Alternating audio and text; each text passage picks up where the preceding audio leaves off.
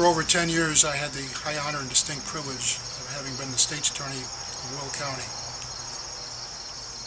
27 years ago, Will County went through a horrible summer. 17 people were murdered in and around the greater Joliet area.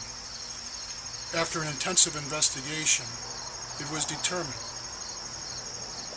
that a person by the name of Milton Johnson had been responsible for at least 10 of those murders and probably 12. Milton Johnson was tried and convicted not once but twice.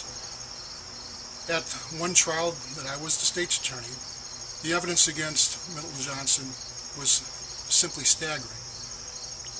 After an Iroquois jury considered all of the evidence and found him guilty beyond all reasonable doubt, Milton Johnson was sentenced to die for the murders that he had committed.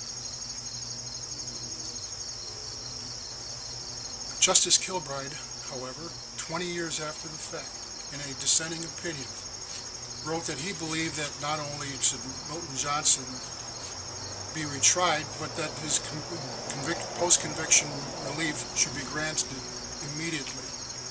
This despite the fact that DNA evidence, competent crime lab evidence, and an eyewitness, the sole surviving member of all of these murders, identified Johnson as being the person who had sexually assaulted her and murdered her fiancé.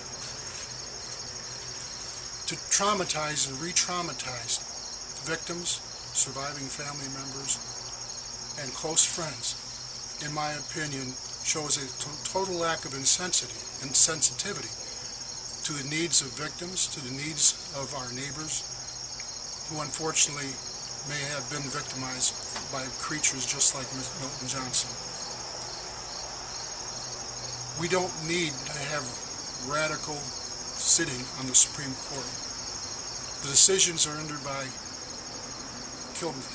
Justice Kilbride, in my opinion, are radical, certainly not in the mainstream of prevalent thinking in the 3rd District, and not even in the mainstream of thinking on the Illinois Supreme Court. For those reasons, Justice Kilbride, in my opinion, has forfeited his right to serve another 10 years.